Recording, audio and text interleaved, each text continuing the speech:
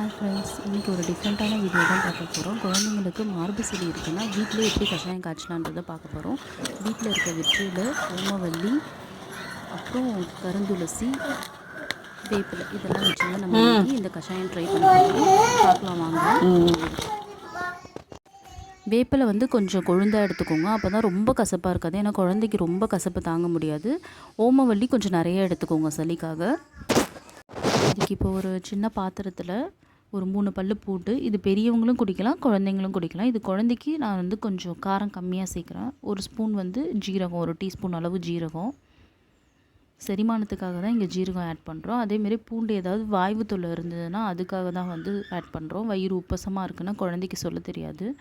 கொஞ்சம் மிளகு, ஒரு 10லேருந்து 20 மிளகு. நெஞ்சு மார்பு சளிக்கு தான் நான் இப்போ மிளகு ஆட் பண்ணுறேன்.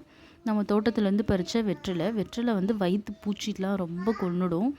நீங்கள் வாரம் இதை கொடுத்துட்டு வந்தீங்கன்னா போதும். இல்லைன்னா மாதத்துக்கு 2 தடவை தாங்க.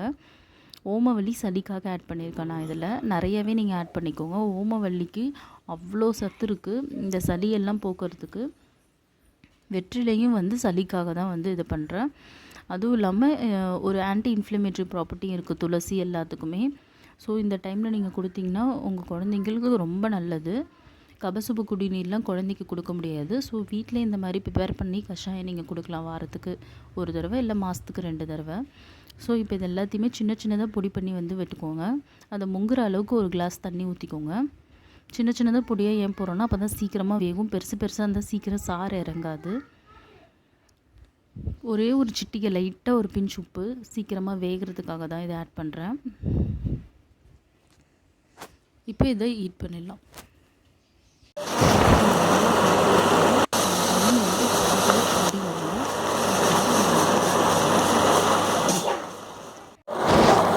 இதில் ஒரே ஒரு சிட்டிகை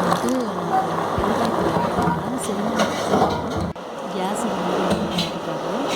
நீங்கள் வேணால் கொஞ்சோண்டு மஞ்சள் பொடியும் இதில் சேர்த்துக்கலாம். பாருங்கள் தண்ணி நல்லா பாதி சாரெல்லாம் ஒரு இதை மிக்சியில் ஒரு ஓட்டி ஃபில்டர் பண்ணி நீங்கள் கொடுத்துடலாம். இல்லைனா அந்த வேக வச்ச சாறு தண்ணியை கூட நீங்கள் 1 வயசுக்குள்ளே இருக்க குழந்தைங்களுக்கு கொடுக்கலாம்.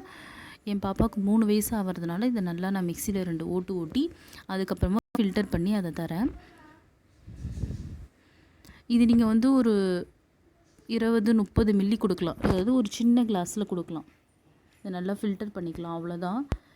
ஒரு சிம்பிள் ஹோம் ரெமெடி தான். உங்கள் வீட்டில் இந்த செடியெலாம் இருந்ததுன்னா நீங்கள் ஈஸியாக அதை ப்ரிப்பேர் பண்ணிடலாம். எங்கள் பாப்பாவுக்கு கையிலே நான் ஊற்றி கொடுத்துட்டேன்.